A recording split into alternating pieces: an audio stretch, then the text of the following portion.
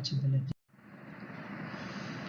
ನಾವು ನೆಕ್ಸ್ಟ್ ನೋಡುವಂಥದ್ದು ರಕ್ಷಣಾತ್ಮಕ ಪ್ರಭೇದೀಕರಣ ನೀತಿ ಅಂದ್ರೆ ಏನು, ಯಾವುದು ಇದು? Protective discrimination policy. Here we can see various facilities which are being given to downtrodden castes. There is a political reservation under this, and then they have been given right to vote, and then they have a reserved constituencies so that they can come up in their life, and then they can make their community to come forward and bring in development in their particular constituency. There is a reservation and opportunities in higher education field or any education field.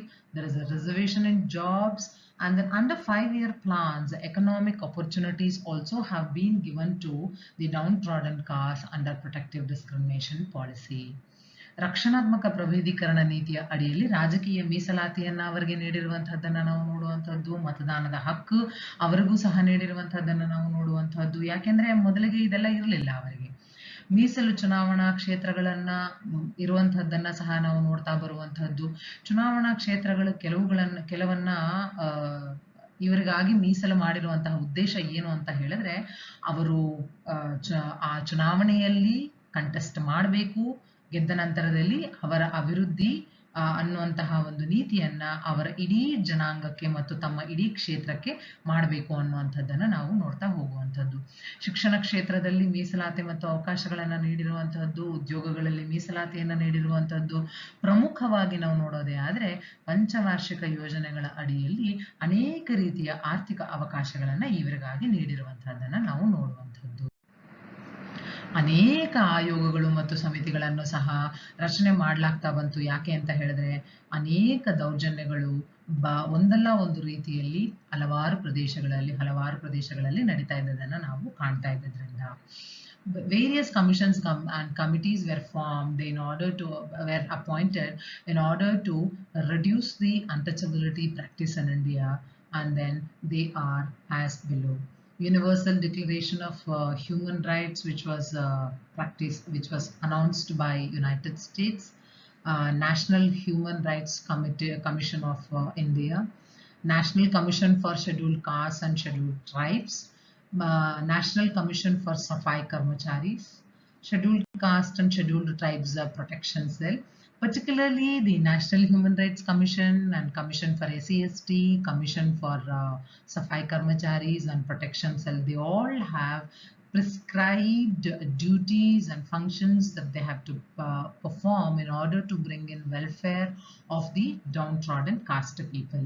And we also have a committee in the name High Power Vigilance and Monitoring Committee. It is going to monitor various organizations and various commissions and committees which is going to work for the welfare of the untouchable community.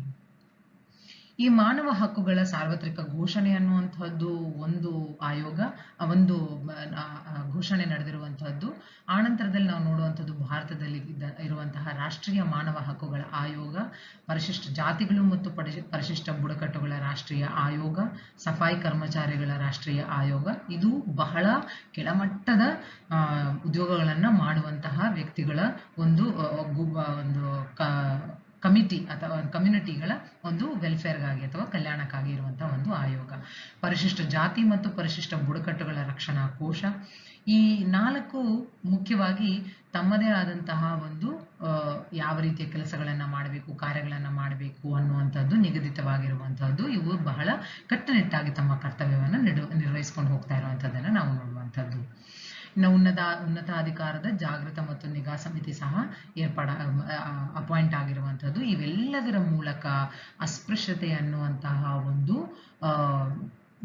ಅಮಾನವೀಯ ಆಚರಣೆ ಏನಿದೆ ಅದಕ್ಕೆ ಒಂದು ಕೊನೆಗಾಣಿಸಬೇಕು ಅನ್ನೋದಕ್ಕೆ ಇರುವಂತಹ ಆಯೋಗಗಳು ಅಥವಾ ಸಮಿತಿಗಳು ಅಂತ ನಾವು ನೋಡ್ಬೋದು. ಯಾಕೆ ಅಂತ ಹೇಳಿದ್ರೆ ಈ ಅಸ್ಪೃಶ್ಯತೆ ಅನ್ನುವಂತಹ ಒಂದು ಆಚರಣೆ ಏನಿದೆ ಇದು ಮಾನವ ಹಕ್ಕುಗಳ ಒಂದು ಉಲ್ಲಂಘನೆಯ ವಿಷಯ ಅಂತಾನೆ ನಾವು ಇಲ್ಲಿ ಹೇಳ್ತಾ ಬರುವಂಥದ್ದು. Practice of untouchability is being one of the violation of human rights. This has been taken into consideration at the higher level.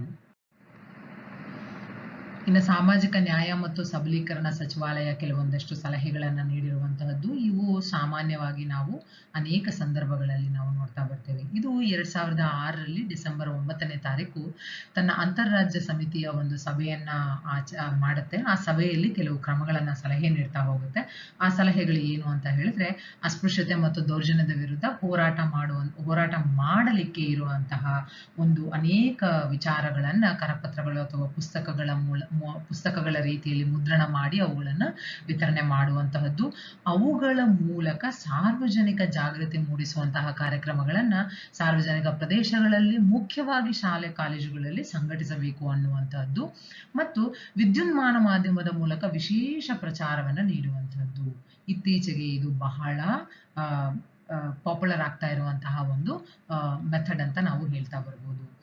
Police ಸಿಬ್ಬಂದಿಯನ್ನ recruitment ಮಾಡ್ಕೊಳ್ಳುವಂತ ಸಂದರ್ಭದಲ್ಲಿ, ನೇಮಕ ಮಾಡ್ಕೊಳ್ಳುವಂತ ಸಂದರ್ಭದಲ್ಲಿ ಈ ಕೆಲವು ವಿಷಯಗಳ ಬಗ್ಗೆ, ಸೂಕ್ಷ್ಮತೆ ಮತ್ತು ಸಂವೇದನಾಶೀಲತೆಯ ಬಗ್ಗೆ ಅವರಿಗೆ ತರಬೇತಿಯನ್ನು ನೀಡುವಂಥದ್ದು. ಇದು ತುಂಬಾ ಮುಖ್ಯವಾಗಿರುವಂತಹ ಒಂದು ಅಂಶ ಅಂತ ನಾವು ಇಲ್ಲಿ ಹೇಳ್ತಾ ಬರ್ಬೋದು. The Ministry of Social Justice and Empowerment conducted its Interstate Council meeting on 9th December 2006, and it suggested various measures for the welfare of the downtrodden caste. Among them, we can see that printing and distribution of the booklets and leaflets with the themes of combating untouchability and atrocity. This is most effective because this is the way where we are going to reach to each and every individual. There is a drawback with this is like those who are uneducated people, they will not be able to make use of this. Particularly for that, we need to organize not only particularly for untouchables, for uneducated, for each and every individual. To bring awareness, we need to conduct a mass awareness programs in the form of street play and various other kind of things in public places and schools and colleges, especially because this is the place where we can imprint the feeling of humanness in the children. Special campaigns have to be done using electronic media, which is the popular method now we are following in the modern days. And when we are recruiting police personnel, we need to train them about the sensitivity of the issue and the related legal issues about untouchability. There are few more related like that, like the finance has to be given to the research studies where untouchability and related issues are subject matter, and then NGOs have to be NGOs, especially the reputed and empathetic NGOs, have to be identified in order to attend the cases and follow up the cases of untouchable practice. And then the government has to come up with the special package of infrastructure development program wherein the development is going to become more faster. And then there are so many organizations in the civil society which are working for the help of the downtrodden caste. They have to be involved, and then independent agencies have to be engaged or to be appointed in order to do a field survey where we can find out the cases or sensitive areas where there is more of untouchable practice. ಅಸ್ಪೃಶ್ಯತೆ ಮತ್ತು ಸಂಬಂಧಿತ ವಿಷಯಗಳ ಮೇಲೆ ಯಾವುದೇ ರೀತಿಯ ಸಂಶೋಧನಾ ಅಧ್ಯಯನಗಳನ್ನು ಮಾಡಿದಂತಹ ಸಂದರ್ಭದಲ್ಲಿ ಅವುಗಳಿಗೆ ಹಣಕಾಸಿನ ಸಹಾಯ ಮಾಡಬೇಕು ಅನ್ನುವಂಥದ್ದು ಸಹ ಸಚಿವಾಲಯ ಸಲಹೆ ನೀಡಿರುವಂತಹದ್ದು. ಈ ಅನೇಕ ಸರ್ಕಾರೇತರ ಸಂಘಟನೆಗಳು ದೌರ್ಜನ್ಯ ಪ್ರಕರಣಗಳನ್ನು ಐಡೆಂಟಿಫಿಕೇಶನ್ ಮಾಡಿ ಅವುಗಳನ್ನು ನೋಂದಾವಣೆ ಮಾಡಿಕೊಂಡು ಅವುಗಳನ್ನು ಮುಂದಾಳತ್ವ ವಹಿಸಿ ಅವುಗಳಿಗೆ ಒಂದು ಕೊನೆಗಾಣಿಸಬೇಕು ಅನ್ನುವಂತಹ ಒಂದು ಉದ್ದೇಶವನ್ನು ಹೊಂದಿರುವಂತಹ ಸಂಘಟನೆಗಳನ್ನು ಗುರುತಿಸುವಂತಹದ್ದು ಮಾಡಬೇಕಾಗಿದೆ ಅಂತದ್ದು ಅವರು ಹೇಳ್ತಾ ಬರುವಂತಹದ್ದು. ಮೂಲ ಸೌಕರ್ಯ ಅಭಿವೃದ್ಧಿ ಕಾರ್ಯಕ್ರಮಗಳ ಒಂದು ವಿಶೇಷ ಪ್ಯಾಕೇಜ್ಗಳನ್ನು ರೂಪಿಸಬೇಕು ಅನ್ನುವಂಥದ್ದು ಸರ್ಕಾರಕ್ಕೆ ಇವರು ನೀಡಿರುವಂತಹ ಒಂದು ಸಲಹೆ. ನಾಗರಿಕ ಸಮಾಜದಲ್ಲಿ ಅನೇಕ ಸಂಘಟನೆಗಳು ಈ ರೀತಿಯ ಒಂದು ಕೆಲಸಗಳನ್ನು ಮಾಡ್ತಾ ಇದ್ದಾರೆ. ಆ ಎಲ್ಲ ಸಂಘಟನೆಗಳನ್ನ ತಮ್ಮ ಜೊತೆ ಸೇರಿಸ್ಕೊಂಡು ಕೆಲಸ ಮಾಡಬೇಕು ಅನ್ನುವಂಥದ್ದು ಸಹ ಒಂದು ಸಲಹೆ ನೀಡಿರುವಂತಹದ್ದು. ಅನೇಕ ಸ್ವತಂತ್ರ ನಿಯೋಗಿಗಳನ್ನ ನಾವು ಕ್ಷೇತ್ರ ಸಮೀಕ್ಷೆ ಮಾಡೋದಕ್ಕೆ ನೇಮಕ ಮಾಡೋದ್ರ ಮೂಲಕ ಯಾವ ಒಂದು ಕ್ಷೇತ್ರಗಳು, ಸೂಕ್ಷ್ಮ ಕ್ಷೇತ್ರಗಳು ಎಲ್ಲಿ ಹೆಚ್ಚು ಅಸ್ಪೃಶ್ಯತೆ ಅನ್ನುವಂತಹದ್ದು ಆಚರಣೆಯಲ್ಲಿ ಇದೆ, ಅವುಗಳನ್ನ ಐಡೆಂಟಿಫಿಕೇಶನ್ ಮಾಡಿ ಅದಕ್ಕೆ ಒಂದು ಪರಿಹಾರವನ್ನು ನೀಡುವಂತಹ ಒಂದು ನಿಟ್ಟಿನಲ್ಲಿ ಕ್ಷೇತ್ರ ಸಮೀಕ್ಷೆ ಮಾಡುವಂಥದ್ದು ಬಹಳ ಮುಖ್ಯವಾಗಿರುವಂಥದ್ದು. ಇದೆಲ್ಲವೂ ಆಗಬೇಕು ಅಂತ ಹೇಳಿದ್ರೆ ಡಾಕ್ಟರ್ BR ಅಂಬೇಡ್ಕರ್ ಅವರು ಅನೇಕ ಸಂದರ್ಭಗಳಲ್ಲಿ ಅನೇಕ ರೀತಿಯ ವಿಚಾರಗಳನ್ನ ಮಂಡನೆ ಮಾಡ್ತಾ ಬಂದಿರುವಂತಹದ್ದು. ಅದರಲ್ಲಿ ಮುಖ್ಯವಾಗಿ ಅವರು ಬಹಿಷ್ಕೃತ ಹಿತಕಾರಿಣಿ ಸಭೆ ಅನ್ನುವಂಥದ್ದನ್ನ ಆರಂಭ ಮಾಡ್ತಾರೆ. ಅದು ಮುಂದೆ ಸ್ವಾಭಿಮಾನಿ ಆಂದೋಲನ ಅಂತ ಹೆಸರು ಪಡೆಯುತ್ತೆ, ಪ್ರಸಿದ್ಧಿ ಆಗತ್ತೆ. ಈ ಒಂದು ಸ್ವಾಭಿಮಾನಿ ಆಂದೋಲನದಲ್ಲಿ ಇವರು ಹೇಳುವಂಥದ್ದೇನು ಅಂದ್ರೆ, ಅಂಬೇಡ್ಕರ್ ಅವರು ಸಮಾಜದಲ್ಲಿ ಗೌರವಾನ್ವಿತ ಸ್ಥಾನವನ್ನ ಗಳಿಕೆ ಮಾಡಬೇಕು ಅಂತ ಹೇಳಿದ್ರೆ ಯಾವುದೇ ಒಬ್ಬ ವ್ಯಕ್ತಿ ಪರ್ಟಿಕ್ಯುಲರ್ ಆಗಿ ಅಸ್ಪೃಶ್ಯರು ಅಂತ ಏನಾಗಿನ ಸಂದರ್ಭಗಳಲ್ಲಿ ಕರೆಸ್ಕೊಳ್ತಾ ಇದ್ರು, ಅವರು ಆ ಪಂಚಸೂತ್ರಗಳನ್ನ ಅನುಸರಿಸಬೇಕು ಅಂತ ಹೇಳ್ತಾ ಬರ್ತಾರೆ. ಆಗ ಮಾತ್ರವೇ ಸರ್ಕಾರ ಸಹ ತಮ್ಮ ಬೆಂಬಲಕ್ಕೆ ನಿಲ್ಲತ್ತೆ ಅನ್ನುವಂಥದ್ದನ್ನ ಹೇಳ್ತಾ ಬರ್ತಾರೆ. ಯಾಕೆಂದ್ರೆ ಸಂವಿಧಾನದಲ್ಲಿ ಎಲ್ಲ ರೀತಿಯ ಒಂದು ಸವಲತ್ತುಗಳನ್ನ ನೀಡಲಾಗಿದೆ. ಅದು ಯಾವ್ಯಾವುದು ಅಂತ ಹೇಳಿದ್ರೆ ಪಂಚಸೂತ್ರಗಳು ಸ್ವಯಂ ಸುಧಾರಣೆ, ಸ್ವಯಂ ಪ್ರಗತಿ, ಸ್ವಾವಲಂಬನೆ ಆಗಿರುವಂತಹದ್ದು, ಆತ್ಮಗೌರವವನ್ನು ಹೊಂದಿರುವಂಥದ್ದು, ಆತ್ಮವಿಶ್ವಾಸದಿಂದ ಇರುವಂಥದ್ದು ಅನ್ನುವಂಥದ್ದು.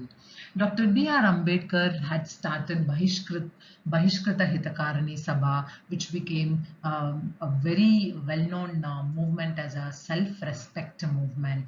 In this movement, he urged for the people to attain respectable position in the society. They had to follow 5 principles, and they are called as the Panchasutras, and they are the self-improvement, self-progress, self-dependence, self-respect, and they should have self-confidence. Of course, with all these things in the modern society, we are urging for equal rights. The picture connotes everything. There is a handicapped person, there is an aged person, there is a child, there is a man, there is a woman, there is a dependent, there is an independent. This picture we have drawn from the Universal Declaration of Human Rights, which was figured in 1948, where all human beings are born free and equal, and we want that in the modern days. But what to do? Untouchability is still rife in modern India. It is frequently occurring in modern India. In order to end this, in order to bring an end to this, we need to end the caste discrimination. For this, if at all, we have to stop untouchability. Inclusiveness is one of the weapons that we can utilize it. ನೋಡಿ ವಿದ್ಯಾರ್ಥಿಗಳೇ, universal declaration of human rights 1948ರಲ್ಲಿ ಆದಂತಹ ಒಂದು ಘೋಷಣೆಯಲ್ಲಿ ಕಂಡಂತಹ ಒಂದು ಚಿತ್ರ ಇದು. ಎಲ್ಲ ಮಾನವರು ಹುಟ್ಟಿದಂತಹ ಸಂದರ್ಭದಲ್ಲಿ ಸ್ವತಂತ್ರರಾಗಿರ್ತಾರೆ ಮತ್ತು ಸಮಾನತೆಯಿಂದ ಇರ್ತಾರೆ. ಆದರೆ ಕಾಲಾನುಗಟ್ಟದಲ್ಲಿ ಅವರಿಗೆ ಅನೇಕ ರೀತಿಯ ಒಂದು ಏನು ಅನ್ಇಕ್ವಾಲಿಟಿ ಅಥವಾ ಅಸಮಾನತೆ ಅನ್ನುವಂಥದ್ದನ್ನ ನಾವು ಅಲ್ಲಿ ಕಾಣ್ತಾ ಬರ್ತೇವೆ. ಅವೆಲ್ಲವುಗಳಿಂದ ನಾವು ಮುಕ್ತರಾಗಬೇಕು, ಸಮಾನ ಹಕ್ಕುಗಳು ಬೇಕು ಅನ್ನುವಂಥದ್ದು ನಾವು ಇವತ್ತು ಘೋಷಣೆ ಇವತ್ತು ನಾವು ಬೇಕಾಗಿರುವಂಥದ್ದು ಇವತ್ತು ನಮಗೆ. ಆದರೆ ಏನು ಮಾಡೋದು? ಅಸ್ಪೃಶ್ಯತೆ ಅನ್ನುವಂಥದ್ದು ಆಧುನಿಕ ಭಾರತದಲ್ಲಿ ಇವತ್ತಿಗೂ ಸಹ ಅನೇಕ ಸಂದರ್ಭಗಳಲ್ಲಿ ಪುನಃ ಘಟಿಸುತ್ತಿರುವಂತಹ ಒಂದು ಘಟನೆ ಅಥವಾ ಆಚರಣೆ ಆಗ್ತಾ ಇದೆ ಅನ್ನುವಂಥದ್ದನ್ನು ನಾವು ಅನೇಕ ಸಂದರ್ಭಗಳಲ್ಲಿ ನಾವು ನೋಡ್ತಾ ಬರ್ಬೋದು. ಇದೆಲ್ಲದಕ್ಕೆ ಕೊನೆ ಮಾಡಬೇಕು ಅಂತ ಹೇಳಿದ್ರೆ ನಾವು ಜಾತಿ ಅನ್ನುವಂತಹ ಒಂದು ಕಾಸ್ಟ್ ಡಿಸ್ಕ್ರಿಮಿನೇಷನ್ ಅನ್ನುವಂತಹದ್ದನ್ನ ನಾವು ಇವತ್ತು ಕೊನೆ ಮಾಡಬೇಕಾಗಿದೆ. ಈ ಅಸ್ಪೃಶ್ಯತೆ ಅನ್ನುವಂಥದ್ದನ್ನ ನಾವು ತಡೆ ಮಾಡಬೇಕು ಅಂತ ಹೇಳಿದ್ರೆ ಸೇರ್ಪಡಿಕೆ ಅನ್ನುವಂಥದ್ದು ಒಂದು ಮುಖ್ಯವಾದಂತಹ ಒಂದು ಅಂಶ ಅಂತ ನಾವು ಇಲ್ಲಿ ನೋಡ್ತಾ ಬರಬಹುದು.